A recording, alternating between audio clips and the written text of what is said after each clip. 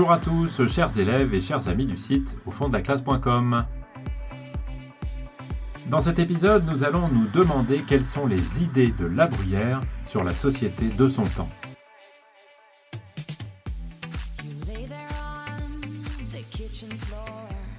Pour essayer de dresser un portrait un peu global des idées de La Bruyère sur la société de son époque, on va essayer d'insister ici sur 4 points. D'abord, La Bruyère s'oppose à ce qu'il voit comme la décadence de la société dans laquelle il vit. Ensuite, il défend une société qui est harmonieuse et qui est dirigée par un bon souverain. Ensuite, on verra que La Bruyère défend les petits qui sont pour lui un repoussoir contre la vanité, contre l'orgueil et contre les excès. Et puis on verra enfin que, fondamentalement, ce que La Bruyère défend, c'est l'idéal classique, c'est-à-dire celui de l'honnête homme.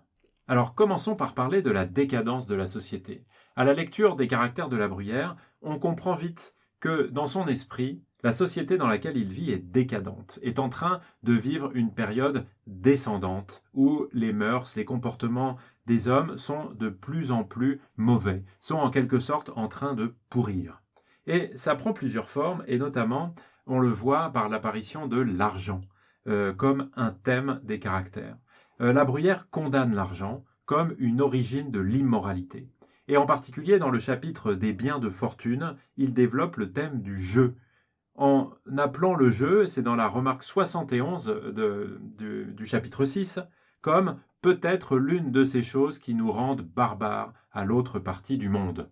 Et dans la remarque suivante, la remarque 72 du chapitre 6, il dit « Le hasard seul, aveugle et farouche divinité, préside au cercle et y décide souverainement. » En mettant donc bien en évidence que le hasard ne peut pas décider qui est riche et qui ne l'est pas. Et que si c'est cela qui régit les choses du monde, eh bien on vit dans un monde qui est décadent. Si le pouvoir en plus dépend de l'argent, alors l'ordre social perd tout son sens et il n'y a plus de mérite et donc plus du tout de légitimité.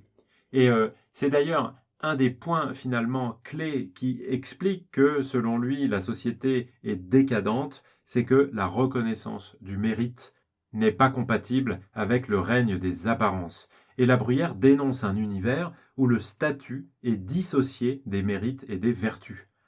Une manière de dénoncer évidemment les apparences qui est le grand sujet des caractères. Il le dit par exemple au chapitre 12 qui est en dehors du programme, dans la remarque 38, en feignant une forme de naïveté, il écrit « Le contraire des bruits qui courent, des affaires ou des personnes est souvent la vérité. » Autrement dit, quand il y a une rumeur sur quelqu'un, en général, c'est faux. Et puis, dans le chapitre des grands, surtout, il dénonce l'écart entre la naissance et le mérite, en écrivant par exemple « Les grands croient être seuls parfaits, n'admettent qu'à peine dans les autres hommes la droiture d'esprit, l'habileté, la délicatesse, et s'emparent de ces riches talents comme de choses dues à leur naissance. » Ou un petit peu plus loin, là c'était la remarque 19 et je passe à la remarque 35, « Sentir le mérite, et quand il est une fois connu, le bien traiter, deux grandes démarches à faire tout de suite, et dont la plupart des grands sont fort incapables. » On vit donc, pour conclure, dans un règne des apparences qu'il faut dénoncer, et dans un univers, un monde, une époque, où le statut social des gens ne dépend pas de leur mérite et de leur vertu. Et ça, c'est évidemment le signe d'une société qui est décadente et qui est en train de pourrir. Et au contraire, ce que défend La Bruyère, eh bien, c'est une société harmonieuse. Et pour cela, eh bien, elle a besoin d'un bon souverain. Et une société harmonieuse pour La Bruyère, ça signifie une société où on ne trouve pas des inégalités extrêmes. En matière de richesse et de pauvreté, La Bruyère dénonce les extrêmes, l'abondance absolue comme la misère la plus grande, tout simplement parce qu'elles empêchent, selon lui, la formation d'un lien social, d'une harmonie dans la société. Et il décrit par exemple la Champagne, la région de Champagne, d'une manière très ironique et violente. C'est dans le chapitre 6, la remarque 18. Champagne, au sortir d'un long dîner qui lui enfle l'estomac, et dans les douces fumées d'un vin d'avenais ou de Sillery, signe un ordre qu'on lui présente, qui ôterait le pain à toute une province si l'on y remédiait. Il est excusable. Quel moyen de comprendre, dans la première heure de la digestion, qu'on puisse quelque part mourir de faim? De ce petit récit, on comprend que celui qui est plein d'abondance ne peut même pas comprendre qu'on puisse manquer de pain et mourir de faim. Dans le même chapitre, le chapitre 6, à la remarque 26, La Bruyère pose aussi une opposition très frappante, je vous cite le texte. « Ce garçon si frais, si fleuri, et d'une si belle santé, est seigneur d'une abbaye et de 10 autres bénéfices. Tous ensemble lui rapportent 20 000 livres de revenus, dont il n'est payé qu'en médaille d'or. Il y a ailleurs 20 familles indigentes qui ne se chauffent point pendant l'hiver, qui n'ont point d'habits pour se couvrir, et qui souvent manquent de pain. Leur pauvreté est extrême et honteuse. Quel partage! Et cela ne prouve-t-il pas clairement un avenir? Vous voyez ici que l'opposition extrêmement frappante entre ceux qui ont beaucoup de revenus, beaucoup de bénéfices de leur abbaye et de leur terre s'oppose à ceux qui crèvent de faim, qui n'ont pas de pain pour manger et qui n'ont pas de bois pour se chauffer pendant l'hiver. On a donc ici l'identification d'un des problèmes qui empêchent l'harmonie de la société, ce sont les inégalités extrêmes dans la société. Et puis bien sûr, pour qu'une société soit harmonieuse, il faut qu'elle ait un bon souverain. Et c'est dans cette logique que La Bruyère fait le portrait du roi parfait, du bon souverain, dans le chapitre 10, évidemment, en disant par exemple, dans les remarques 34 et 35, « Que de dons du ciel ne faut-il pas pour bien régner ?» Ou encore, « Je sais qu'il doit répondre à Dieu même de la félicité de ses peuples. » Ou encore, « Rendre les subsides légers et tels qu'ils se lèvent sur les provinces sans les appauvrir. » Avec toutes ces remarques, principalement aux remarques 34 et 35, eh bien, La Bruyère fait un portrait du bon souverain en expliquant la grande difficulté qu'il y a à trouver un équilibre entre toutes les forces sociales qui existent, entre les plus riches, les plus pauvres, les plus faibles ou les plus puissants. Et en tout cas, ce que craint La Bruyère, c'est le désordre. Et ce qu'il refuse, c'est la violence et la contestation. Et c'est pour cette raison-là qu'il imagine une guerre civile entre chats. Au chapitre 12, la remarque 119, où il montre quel massacre ce serait que la violence, la contestation, le désordre, ce serait tout simplement l'anéantissement de toutes les espèces. Ça se fait à partir de cette parabole du chat, qui veut bien dire que pour La Bruyère, c'est par le bon souverain qu'on arrivera à faire avancer les choses, c'est en limitant les inégalités, mais certainement pas par une révolution, par une contestation sociale qui serait délétère et destructrice pour l'ensemble de la société. La Bruyère, parmi toutes les idées qu'il défend dans les caractères, défend les petits, alors qu'il est lui-même quelqu'un qui n'est pas un petit. Mais il les défend comme un repoussoir contre la vanité, contre l'orgueil et contre les excès. On peut même dire qu'il fait l'éloge des animaux qui travaillent dur pour survivre et qui ont comme une face humaine.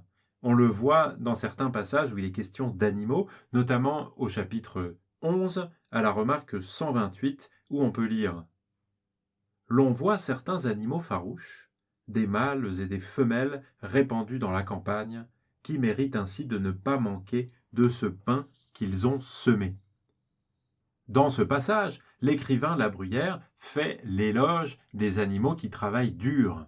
On voit qu'il sait combien le mérite peut manquer d'être reconnu. Et, en quelque sorte en méprisant les mœurs de son temps, qu'il voit s'éloigner des idéaux chrétiens à cause de la corruption de l'argent, il se raccroche à des modèles naturels, c'est-à-dire ces petits animaux qu'on voit travailler laborieusement dans les champs, comme un écureuil qui va amasser des noisettes et se prémunir contre les problèmes qu'il pourrait avoir dans l'avenir pour se nourrir. Et dans le chapitre 9, remarque 25, il n'hésite pas et dit « Je veux être peuple », après avoir fait une comparaison des grands et du peuple. Je vous lis tout de suite l'extrait. « Si je compare ensemble les deux conditions des hommes les plus opposées, je veux dire les grands avec le peuple, ce dernier me paraît content du nécessaire, et les autres sont inquiets et pauvres avec le superflu. Un homme du peuple ne saurait faire aucun mal. un grand ne veut faire aucun bien et est capable de grands maux. L'un ne se forme et ne s'exerce que dans les choses qui sont utiles, l'autre y joint les pernicieuses. Là se montre ingénument la grossièreté et la franchise, ici se cache une sève maligne et corrompue sous l'écorce de la politesse. Le peuple n'a guère d'esprit, et les grands n'ont point d'âme. Celui-là a un bon fond, et n'a point de dehors, ceux-ci n'ont que des dehors, et qu'une simple superficie. Faut-il opter? Je ne balance pas, je veux être peuple. On voit ici que par cette suite d'oppositions entre le nécessaire, le superflu, le mal et le bien, l'utile et le pernicieux, la grossièreté et la franchise, eh bien, le choix est très simple et ceux qui ont davantage, c'est-à-dire les grands, eh bien, sont moins bons. Il vaut mieux être plutôt que avoir, et tout ça, ça pousse le moraliste La Bruyère à prendre la défense des petits et à s'inclure même dans leur communauté en disant « je veux être peuple ». Et on peut rapprocher cet extrait qui est très célèbre à un autre qui l'est sans doute un petit peu moins, qui est la remarque 16 du chapitre 7. C'est une remarque qui compare l'esprit des femmes de la cour à la fatuité, la vanité des femmes de la ville, la grossièreté des femmes du peuple et la rusticité des villageoises. Et où il est très surprenant de voir souligner ici la supériorité de ces femmes-là par rapport aux gens de la ville. On lit « Cette fatuité de quelques femmes de la ville, qui cause en elles une mauvaise imitation de celle de la cour, est quelque chose de pire que la grossièreté des femmes du peuple et que la rusticité des villageoises. Elle a sur toutes deux l'affectation de plus. » Et dans cette remarque-là, vous comprenez bien qu'il choisit à tout prendre la grossièreté des femmes du peuple plutôt que tout ce qui est superficiel et ridicule chez celles de la ville ou celles de la cour. Et finalement, on peut dire que parmi les idées de La Bruyère, eh bien, il y a la défense du modèle de l'honnête homme, c'est-à-dire l'idéal qu'on appelle parfois classique. C'est un idéal de son temps que celui de l'honnête homme. C'est un modèle qui remplace peu à peu, dans le cours du XVIIe siècle, l'idéal héroïque. L'aristocrate n'est plus seulement celui qui se bat, il est de moins en moins un guerrier, mais il a de plus en plus des qualités qui sont celles de l'homme de cour, c'est-à-dire des qualités de la conversation et de l'esprit, le bel esprit, comme on dit. On le voit en particulier à travers le personnage de Sidias, qui apparaît dans le chapitre 5 à la remarque 20 ou à la remarque 32. Un honnête homme qui dit oui et non mérite d'être cru. Son caractère jure pour lui, donne créance à ses paroles et lui attire toutes sortes de confiance. Ou encore, il est vrai que les manières polies donnent cours au mérite et le rendent agréable, et qu'il faut avoir de bien éminentes qualités pour se soutenir sans la politesse. Il me semble que l'esprit de politesse est une certaine attention à faire que par nos paroles et par nos manières, les autres soient contents de nous et d'eux-mêmes.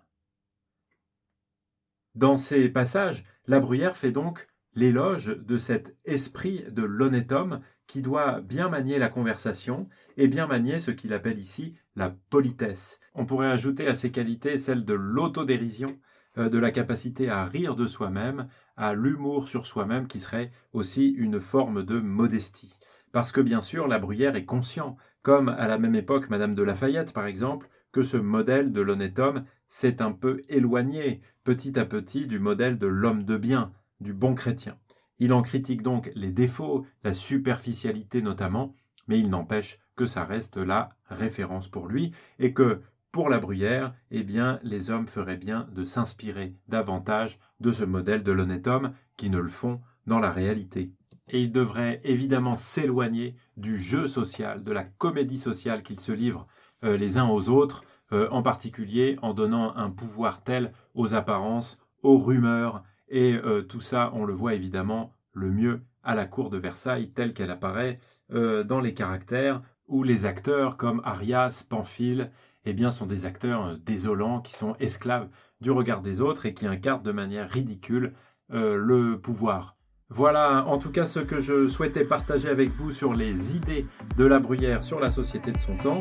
Vous pouvez retrouver un certain nombre de choses sur le site aufonddelaclasse.com. Je vous dis merci beaucoup de m'avoir écouté et à très bientôt. Ciao, ciao. You lay there on the kitchen floor. It seems like